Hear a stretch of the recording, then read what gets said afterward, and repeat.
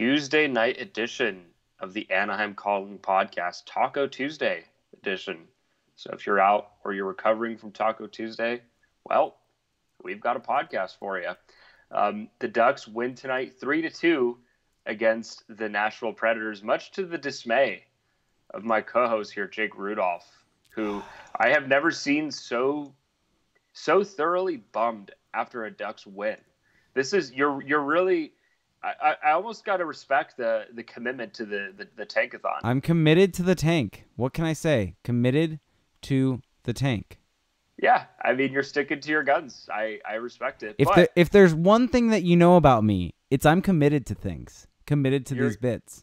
You are committed to these bits. And so... Wait. Can we back up for a second, though? Yes. How are you doing, my friend? How am I doing? You ditched me last Friday.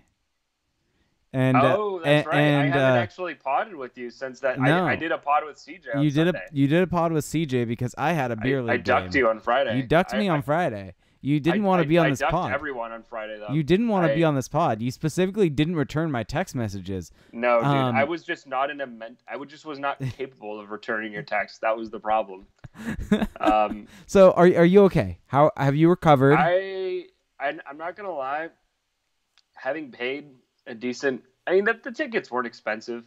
You know, it didn't break the bank for me, but just having paid to have been at that game and to watch the Canadians just basically drop a deuce in front of the Honda Center faithful, 8-2 in a game where literally, you know, had they won, A, Carey Price would have gotten the franchise win record.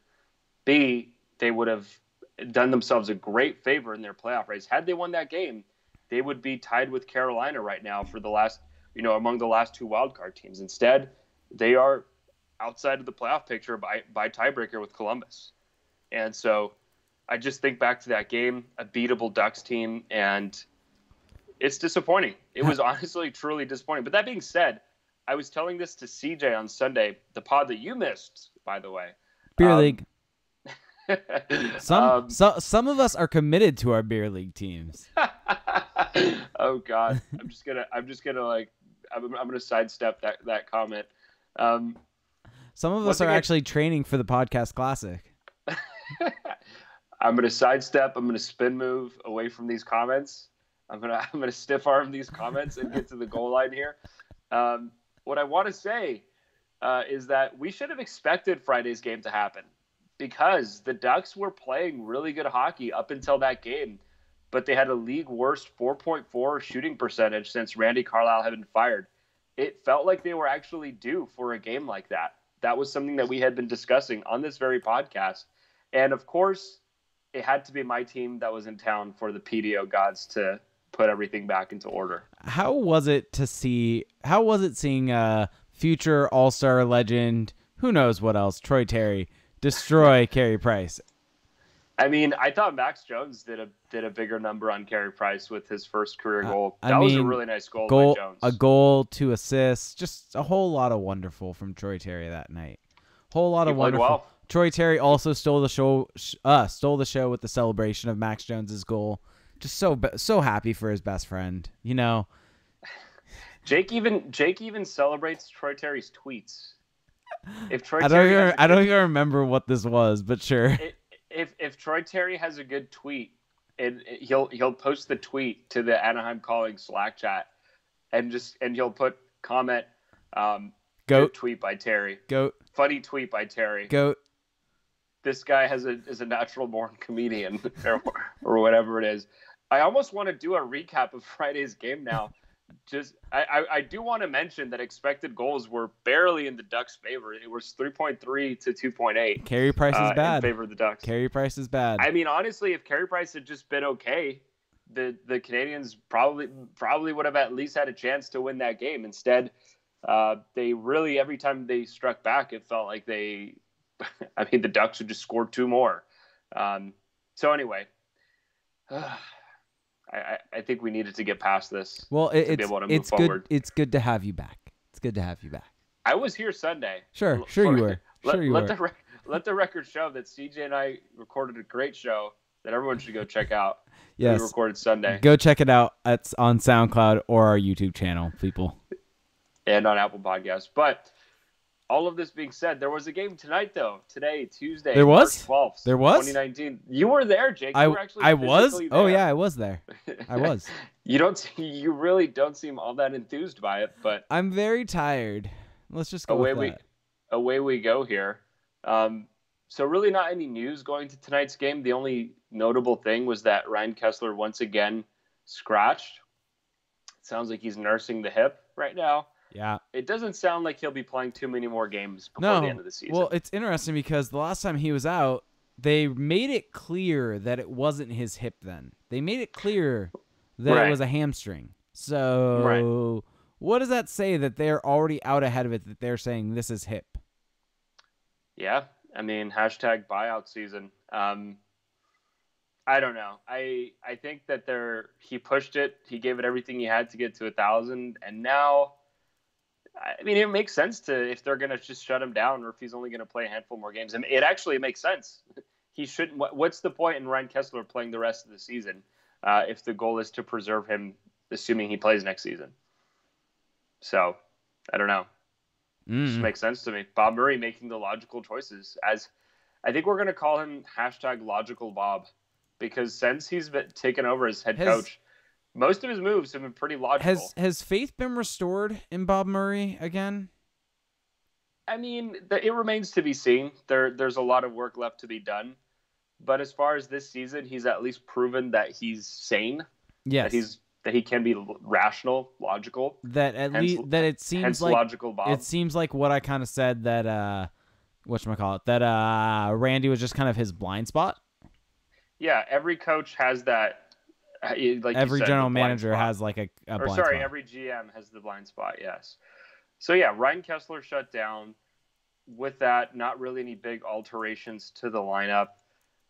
John Gibson and net. John Gibson, I thought, actually had a pretty good game. The Predators didn't really threaten all that much throughout this game, but I thought that Gibson has been good since coming back, but I thought that this was one of his better games where he had to be good, especially late in the game. Yeah, I think definitely in the game, although I think you could say the Predators didn't really have a whole lot of dangerous chances throughout this game, so his workload wasn't exactly super, super high, but I think that if we saw him, let's say, during the end of the streak or during the beginning of Bob Murray taking over, or no, because he wasn't there actually when Bob Murray first started taking over, but kind of in that run where he was having some poor games, this was a game where a couple would go in on him.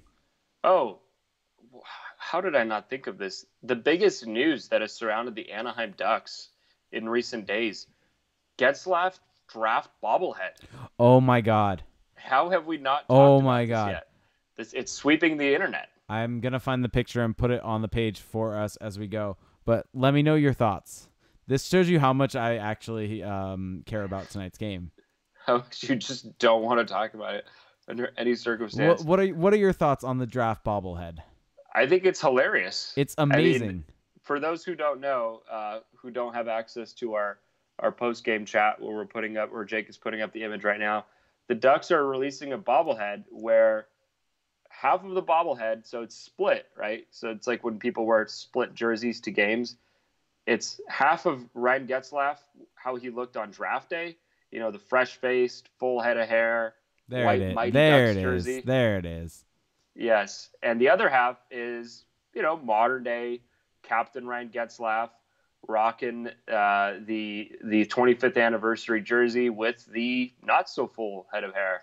That's pretty much what everyone has been just cracking up about, is that half of the bobblehead has hair and the other half doesn't. So when I first saw it, I hated it.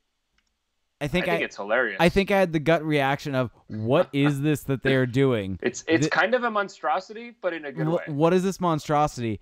And then I think over time, and after the video that they created played, the video was kind of necessary, I think. The video sets the tone of what they're going for with it. The video is the best way I can describe it, and I said this on Twitter, is this bobblehead is essentially gritty. Right. It's the gritty wave sweeping the nation. It's essentially this thing that you look at right away and you're like, what the hell? And then you see it in action and you see kind of that it's almost as if they're in on the joke. And once you realize that, the monstrosity becomes a lovable thing. Right. And especially, I think it was Kristen pointed out that I think she heard or someone said that they asked Getzlaf about it, and he hated it, but he told them to still do it because of how hilarious it is. Yeah, exactly. I mean, I can't imagine that they didn't approach him about it first before actually putting this out. I mean, he's had enough ball jokes over the years to where at this point a bobblehead isn't gonna do anything. But what I appreciate oh, go ahead. Uvmol in our chat said they should have gone all the way and given him frosted tips like he had on draft day. Well, what I appreciate about the bobble is the attention to detail, because it's the number 51 jersey on the rookie side. Yeah, well, the original 51. Technically, if it's a draft bobblehead, he wouldn't have been wearing 51 on draft day. But it is what he wore originally. True. So I'm gonna give it a little pass there. Fair.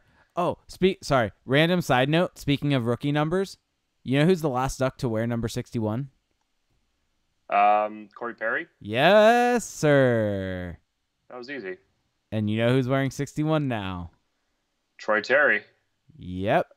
A player who remains to be seen if he'll be as good as Corey Perry. Just saying. Although, you know what's interesting? And I know you're going to hate this point, but I'm going to say it anyway. This bobble, I like referring to it as a bobble instead of a bobblehead for some reason. It kind of confirms to me that this 25th anniversary jersey is actually not that bad. Seeing it directly... It's the shoulder. Yeah, but the shoulder is fine. No. You're just never going to love it. I'm never. The thing I've settled on not liking about it is just the color they use. It's too sharksy. It looks too much like the Sharks. I don't mind the color because I think it's one of those things, especially when you dislike the wrong thing about it. But when you look at it, you can see that it's the same shade of jade that they used on the white jersey.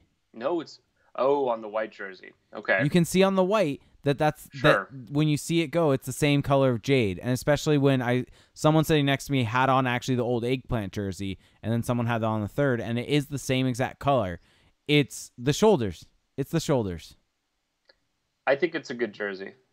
It's fine. Sorry. It's fine. Sorry. I personally will never feel a need to own this jersey, and that's fine. Yeah. You're going to look back. I think you're going to look back on that with regret. No. Because this is a one season jersey. Okay. Why wouldn't you just get one? Because go get one before the season ends. Because I'm good. Yeah, Corey Perry and Troy Terry are the only two Ducks to ever wear 61. I mean, one of those things is not like the other. Sure. Go with that. We'll see what side of history you stand on. To be completely serious, Troy Terry has been very good for the last couple weeks, hence his third Star of the Week award. # Terry is very good. NHL third Star of the Week. No, he has been very good. I don't think anyone is going to dispute that. Should we at some point on this podcast discuss tonight's game, or should we just forget it? Go. Just go. I mean, I'm open to the idea of not, but it's up to you. Let's go through it, I guess. I mean, there were some fun moments in this game. There were definitely some fun moments. There were some memorable moments, I think, that we'll look back on with love. Right. I mean, let's just get into it then. Ryan Getzlaf, who has been pretty good lately, I got to say, in the first not even 4 minutes of the game, gets a really nice stretch pass from Josh Manson all the way up the ice. He's able to get behind the defense, comes in all alone on Pekka Rinne, surprisingly doesn't pass to anyone, being all alone in front, and actually shoots it far side on Rinne, makes it 1-0. You know, it kind of felt like one of those vintage quick starts by Anaheim at home. You know, it feels like in recent years, a lot of the times the Ducks, especially in a big game like this or a game against a rival opponent, that they come out and get a goal early. I don't know if that's just me thinking that's something that they do, but it feels like the Ducks historically come out pretty well at home. And I don't know, this kind of felt like hearkening back to that a little bit, that first period. Sure. Sure. Jake just doesn't want to say anything positive about the Ducks today. I'm just gonna no-sell everything you say. I'm just gonna keep pointing at the bobblehead right here. Jake just wants the bobblehead, and he wants the season to be over with the Ducks finishing with the first overall pick. Yep. Anyway. Yep. Now, second goal of the game. This one just about 7 minutes later. Jakob Silfverberg, much like the goal that he scored last game, actually, comes out of the corner and just fires it short side on Rinne, makes it 2-0 Anaheim. That would be 2 goals on 4 shots. So, again, much like last game, the Ducks just kind of living right with the shooting percentage. Again, something that I predicted would turn around for them, having looked at their numbers. And so, Jakob Silfverberg, I've been pointing this out on Twitter tonight, but he's been really good since he signed that extension. You know, it's funny that the whole job security thing hasn't held him back. It hasn't held the team back. It hasn't held the league back. It's impressive that a 5-year deal wouldn't just crater his career. Yeah. But yes, since coming back, since unofficially signing the extension, he's first on the team in goals at 5-on-5, tied for first with points with Troy Terry. Second in shot attempts, and then second in high danger chances. So hashtag Silfverberg is good. Hashtag Jake is wrong. Real quick interjection. Cole Palmer chimed in on Twitter saying the shoulders are bad. Well, there you go, Jake. You're not alone in this world. Our good friend Cole Palmer, who does really good work with GameScore. You're not alone in this world. I'm not. Congratulations. I'm not. It's always good to know you have a friend out there. Now, where were we? So, maybe the highlight of the night. Let's just call it that. The highlight of the night, at least from the Ducks side. Daniel Sprong, flashing a little speed here. It's something that I've noticed a little bit more from him as the season has gone along, that he's not necessarily the most, I would say he's not really the fastest guy in a straight line, but he is able to get a quick speed burst. And you see it here where he kind of just starts off, but then picks up a little speed and then quickly is able to change directions, brings the puck to his backhand in a one-on-one situation off the rush. And just getting it to his backhand, although you could argue he probably could have just shot it without having to make that move, I think that movement, it just causes Rinne to, it just makes the shot a little less predictable, gets past him and in. That makes it 3-0 at 6 minutes in the second period. So a really nice goal from Daniel Sprong, and at that point it's 3-0 Anaheim. So, yeah, and what do you think? This was, I think, the nicest goal of the night for the Ducks. I think the Silfverberg shot was nice, but this because it was backhand. And I think a lot of the different aspects that come into this play make it nice. I think I don't really know if you can really blame Rinne at all on that goal, simply because a backhand shot like that going that high up, that's not exactly predictable. You're not going to be able to kind of adjust yourself and read the play and expect a puck to come at you like that off a guy's backhand. And so that's why I think it was so impressive. And, I mean, Daniel Sprong, what is this? He had a goal in this game, and didn't he have a goal against the Canadiens also on Friday? So 2 goals in the last... he's been good. 2 goals in the last 3 games since the scratch, of which I still have no clue how that actually worked. Well, someone was asking this on Twitter tonight, because I think Bob Murray mentioned that there's some players that he's kind of looks at a little differently since having stepped in behind the bench. Yeah. Could Daniel Sprong be one of those guys? Well, I think the comments that he made, it was more so in the positive light. That's what I'm saying, and he has gotten more opportunities. I thought Sprong was basically scratched for the entirety of Bob Murray starting behind the bench. Right, but that's the thing, is since that time, though, things have evolved. He's become more a focal part of the lineup. Maybe. Right. Maybe. I think that was more so a comment directed at Cam Fowler, because it was directed at, he was like, I was really close to training this guy. I mean, maybe now I think about it, maybe he was talking about Sprong. I mean, because he went from just not playing Sprong to now he's playing, he's scoring goals. Well, now he's playing because he has to, kind of. Right. Well, I don't know. I mean, I guess it's plausible. We'll see. I mean, you and I were kind of saying a few weeks ago that it was just hard to say what Sprong's future was with the team. I still think that he's going to at least be on the team next season, and then we'll see what happens from there. Now, the game certainly got interesting in the second period. The Ducks basically made Randy Carlyle proud in that third period. I think they only had turtle. That turtle. But the thing is, this is the difference with the Bob Murray-led Ducks and the Carlisle-led Ducks, is that with the Murray-led Ducks, it's a one-period turtle. It's the traditional one-period turtle, as opposed to the full game. You score the first goal and then just turtle the rest of the game approach. And so, really aggressive decision by Peter Laviolette with 6 minutes left in the third period, pulling the goalie with the Predators having a 2-man advantage. So that would make it a 6-on-3. And talk about a game of inches. I mean, right off the faceoff, Ryan Getzlaf, it looks like he's going to be able to clear it all the way down and potentially into the empty net. The Predators are able to corral that at the blue line, and then from there set it up. And really, people have talked about how the Predators have had a pretty rough power play this season, and I haven't watched enough of them to really know what's going on there. But I got to say, this power play was pretty much just, Philip Forsberg being Philip Forsberg. I mean, they didn't get a whole lot of puck movement. It was just him letting it rip from the left circle. Yeah. Would get a nice pass, though, on the first goal for the Predators. Really nice assist, actually. He gets it and then just hammers home the one-timer. Not really any chance for John Gibson there. And then barely a minute later, same deal. I mean, just a lot of room for Forsberg to work. Just fires it home. That would make it 3-2. The Ducks were able to fend off the Predators the rest of the way. They win it, pick up the 2 points, and Jake is sad. Yeah.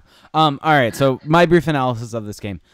Kind of a boring game overall. Not a whole lot of chances. Not a whole lot of expected goals. Starting on Money Puck, you can see the game flow chart. I think what the Ducks did well is they limited the Predators' chances. The Predators have some good The Predators did not look very fearsome. No, they have good offensive talent, and I mean, we talked about the turtle, but I mean, you look at kind of the game flow chart, and in the third period, the Ducks didn't allow a whole lot of shot attempts against. It was kind of more even out. If you look at it overall, they had a fair amount in the beginning, and then it kind of flattened out from then on out.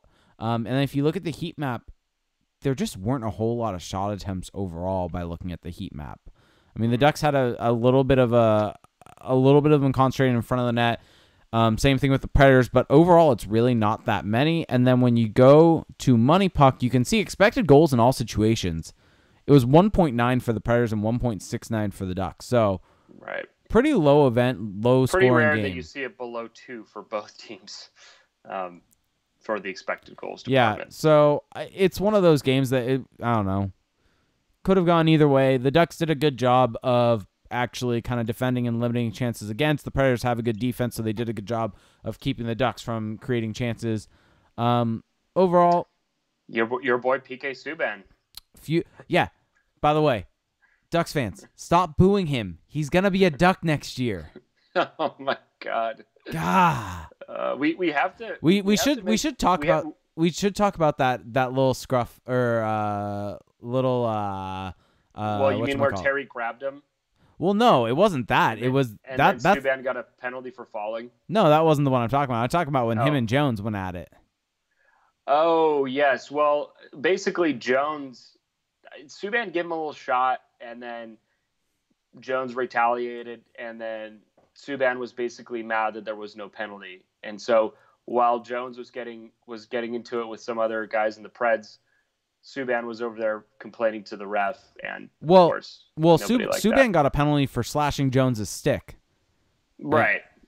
And he was upset that he got a penalty on it because, Jones definitely gave it back to him. Yeah, and then they were both chirping at each other on the way back to the bench or way back to the penalty box. Yeah, and you could read Max Jones' lips too. Did you get a chance to see this? You don't just have to read his lips. He does the hand thing.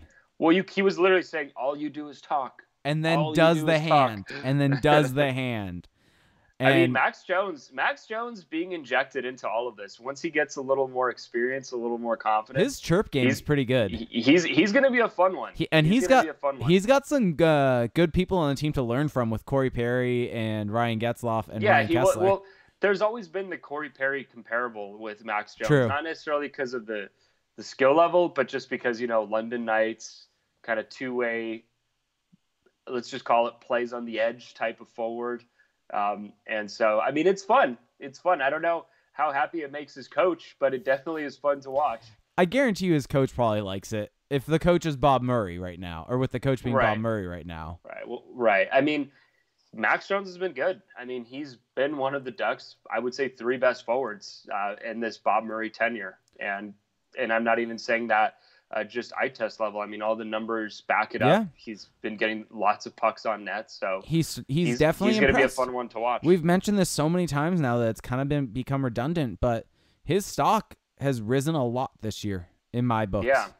I mean, it really has. He's become one of the biggest risers. I mean, I was not expecting him to have the impact that he's had this year, let alone I didn't think he was going to have this impact next year either.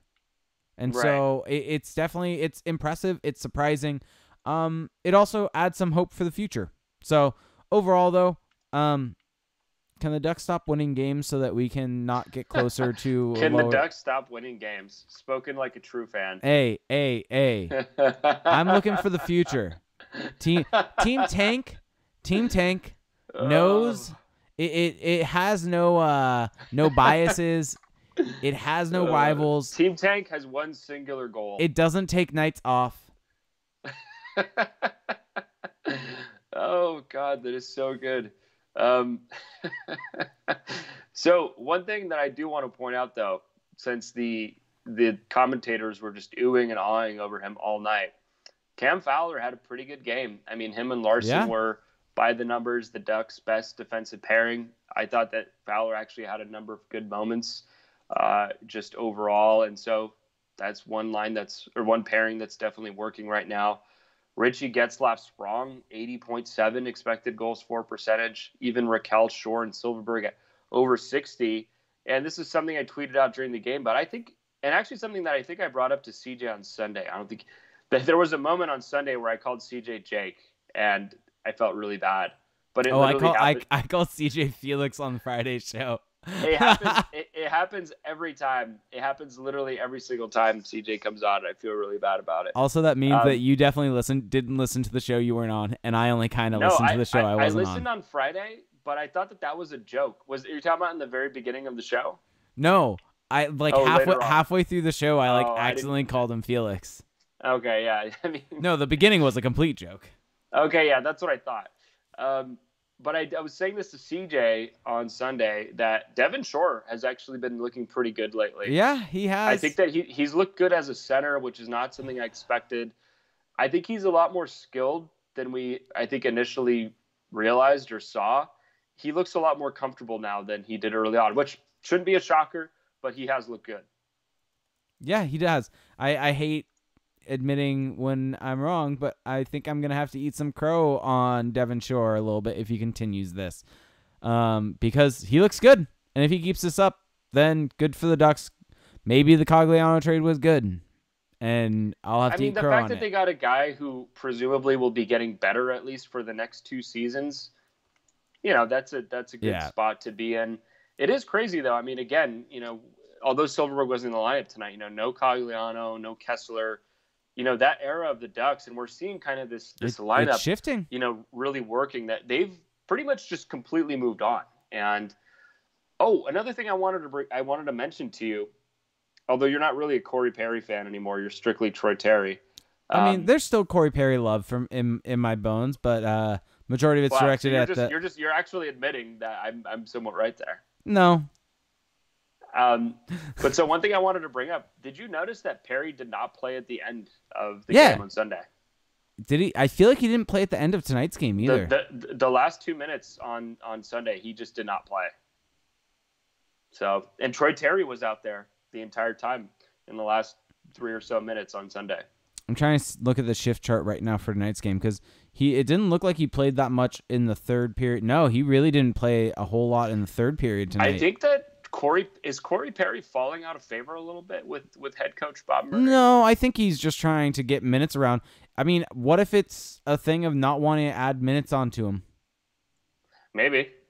Maybe not. That's maybe just throwing that idea out there. I mean, honestly though, if in this type of season, in the last 15 games, of course, in those types of situations, it just makes more sense to put a Troy Terry out there because why not?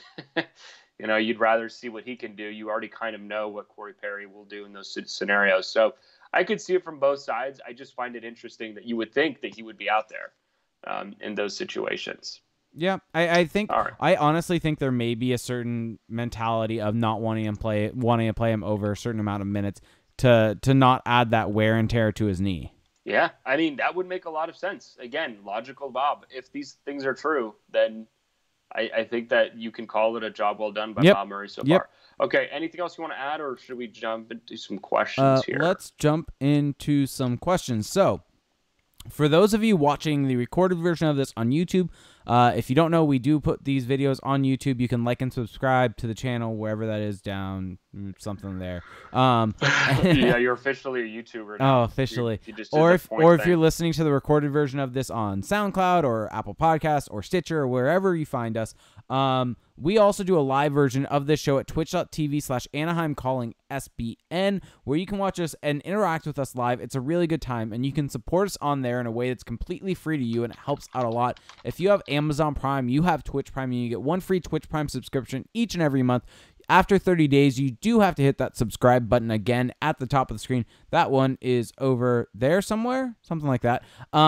And so all you have to do is link your your Amazon Prime account to your Twitch account, and you get that Twitch Prime sub. And if you can give that to us, that would be amazing. So to start off, let's go with Boomsnap Band said, how many goals should we expect from Sprong if he played all 82 next season? And really quickly, I also have, and I wanted to bring this up, this was in a DM to me from Hunnamo for Child, said, question for the pod. And so let's do this first, and then we'll hit that one, the one from Twitch second. What's your guys' predicted goal totals for the year for Terry, Jones, and Sprong? So give me 1 sec, and I'll pull. Well, let me just do Sprong then, since he's been asked about twice. Well, Sprong was for the one in Twitch was next season. Right, but isn't the one that you just brought up also about next season? No. Predicted goal total? Predicted goal totals of this year. For Sprong by the end of the season? Mm-hmm. I mean, he has 12 so far in 37 games with the Ducks.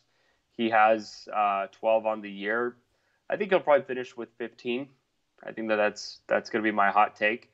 But if you look at what he's done since joining the Ducks, though, I mean, he is, if you times his goals per game to an 82 game pace, he's on a 26, 27 goal pace. Not too bad. So, I think my math is right. I think #math. And so where to park? But I think that's a pretty damn good goal pace, and he shoots the puck a lot. I mean, he has 84 shots on goal in those 37 games. I could see him getting 25 goals next year and not being surprised one bit. Yeah, I could see in the 20s. Will he play 82 games? That I don't know. That's the question. So I can still see him cracking 20 even if he doesn't play every game. Terry and Jones this season, where do you think their goal totals end up at? Oh, God. Now you're making me do work. I mean, what, Max Jones has 2 goals or 1 goal? 1 goal. I'd say Max Jones hits 4. 4? You think it's 3 more? Wow. I think there's 13 games left. Is that right? 10 games left? Yeah, there's like 11 games left. 11 games left, correct. So I think he finishes with 3 goals. And then Terry right now has 4 goals. 4. Yeah, I think he finishes with 6. I'm gonna go with 8. 8? You think he just doubles up? You think he just doubles up? Sure. Let's go with it. Oh Gotta be bold. Gotta be bold. Why not? It's not bold. It's just on brand. We'll call it on brand. STFU Shane said, what do you make of Manson in the last couple games? He's been a lot more physical and has made some really big hits. Well, I just want to make a point that with Troy Terry, his current NHL pace this season is about 14 goals over 82 games. So I think I could see Troy Terry full season next year hitting 20. That's my prediction for him next year. Even though that wasn't part of the question, I just want to put that out there. And I want Jake to really, I just want to bait Jake into arguing for Troy Terry scoring 30 goals next year. Wait, what did you say? Sorry, I've been scrolling through the chat. I tuned you out. Well, I just said that if you look at Terry's pace this year, he's on pace for about 13 goals if he played 82 games. So I'm saying he hits about 20 next year. Yeah, I could see him at 20. Really, I just want to bait you into arguing he's going to hit 30 next year. No, I could see you doing playmaker, not goal scorer. Terry the Creator. Terry Appleseed. Terry Christmas. I think Terry Appleseed is my favorite one. It's Terry Christmas. No, Terry Appleseed. He gives out presents. It's Terry Christmas, everyone. No, but then that would be Terry Claus. No, it's Terry Christmas. Come on. Terry Papa Noel. Terry Christmas, everyone. All right, next question. This is an unruly podcast. Infinite Jester 23 said, "Who of the Ducklings stock has risen the most for you this season, and whose stock has dropped the most?" Well, I think we can all agree Max Jones. What's your non-Max Jones answer to that? Comtois. Yeah, I mean, there was a lot of hype, but we just really hadn't seen him play much. And so I think it definitely rose. But the clear-cut answer, though, is definitely Max Jones. I mean, with the suspensions, injuries, I wasn't sure what to make of him, but he has looked very good at the NHL level. No two ways about it. Whose stock has fallen? I think it's Sam Steele. I mean, I hate to say it. I don't know. But I think Sam Steele had greater expectations than Max Jones. I think that going into the season, people expected more out of Steele than Jones. And I think you can't even debate who has been better. It's clearly Jones where it matters at the NHL level. Not saying Steele won't get there, but if we're just basing it off this season, I think Steele's stock has gone down. Not saying it's not going to rebound, just saying I don't think you can argue that it's gone up. That's for sure. I'm trying to think. I really think the person. It's hard to say because I really haven't watched them. Come on, Jake. It would be Morand. That's fallen? Oh, come on. Morand? No one's talking about Antoine Morand. No one was talking about it before this season either. Sorry to John Broadbent. Love you, brother. But, like, no one's talking about Antoine Morand. We're not talking about practice. We're talking about the game. Anyway. Yeah, I don't know. Maybe Jacob Larson's stock, but I feel like his has actually risen again. He's just remained the meh prospect. I think he's fine. We mentioned this last time. He's just good. Fine. He's just fine. Well, we meant hashtag Larson is fine. CJ and I jumped into this last time. Whether I forgot what the actual question was, but I mean, he's helped players that he's played with and improved them. And so I think he's a bit underappreciated by some people within the fan base with what he's done. I actually think he's been good and fine for the team. He's just fine. He's just fine. He's going to be an NHLer. He will be a fine second pairing defenseman. Yeah, sure. That's fine. All right. So Hardcore Luchager said, question, Perry goals versus Terry goals next year. Terry versus Perry? Who scores more? Let's go with that question. I mean, it's going to be Corey Perry. So, and yeah. I think Troy Terry's going to have a good season next year, but I think it's going to be I think Perry breaks 25 goals next year. Bold take. I think Perry hits 30 next year. Ooh. Do you think Silverberg can reach 30? We're just giving out 30 goals to all these players. Meanwhile, the Ducks' leading goal scorer this season is 20. So we're already saying that two guys are going to hit 20. Wait, what was the question? How many has Silverberg hit? Yeah. Pencil him in for 22 goals. Just write it in stone.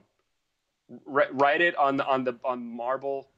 Write it on the any stone you want to find. He's gonna get his usual 20 to 22-ish goals. Yeah, that's just what he does. Wow. Bonnie says in our Twitch chat, Bieksa greater than Larson.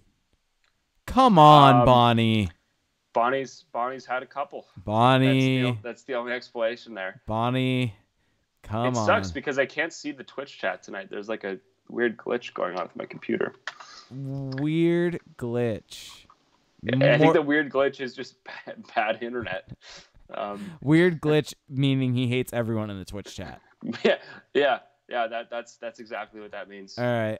Any injury update on Goulet? This came from Vandermeer 253. I don't think there's been any updates, and partially because the Ducks aren't really having morning skates right now, and so it's tough for the media cohort to get in there and get any quotes. Yeah. Wait, Felix, do you think the Ducks make the playoffs next year? Oh, we got this question on Sunday. Yeah. And Infinite Jester 23 just said, wait, you think Perry scores 30 and they don't make the playoffs? You're just contradicting yourself. If Perry scores 30, they're making the playoffs. Yet. I haven't said anything yet. Well, you're saying you were asked the question on Sunday, so I'm assuming that you said that. I said I could see them making it next year, but I just think it's going to be tough. I don't want to commit yet either way, because that one is just so hard to predict. Okay. I mean, if this Ducks team shows up all of next season and doesn't have injuries the entire way through, yeah, they can compete for a playoff spot. But you just never know what to expect from this team. Never know what to expect, people. Never boring. All right. I think that's going to do it, though, for this show. I'm not really seeing a whole lot more any more questions really in the Twitch chat. And I'm tired. It is 11:17 p.m., so it is #late. Yeah.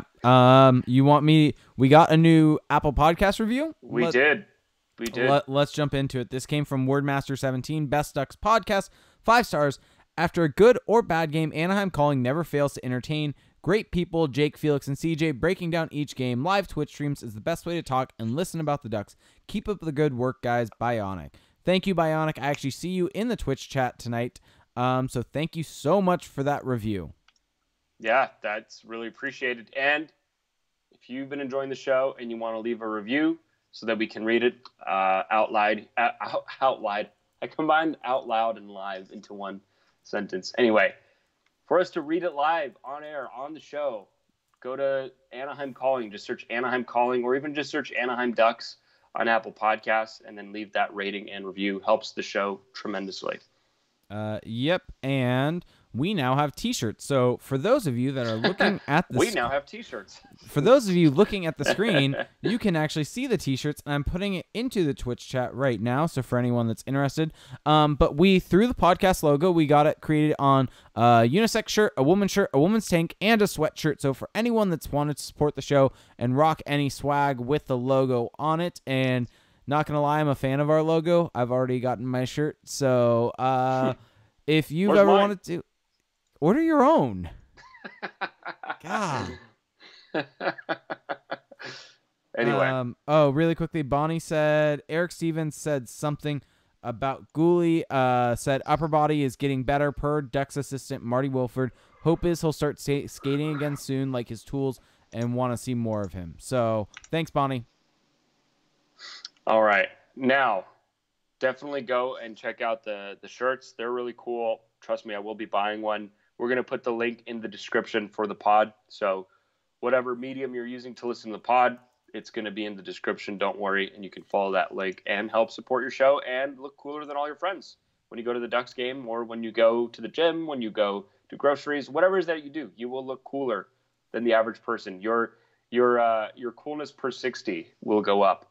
Now, for bonus content, for added episodes a month here, we do still have our patreon.com page, patreon.com/acpod.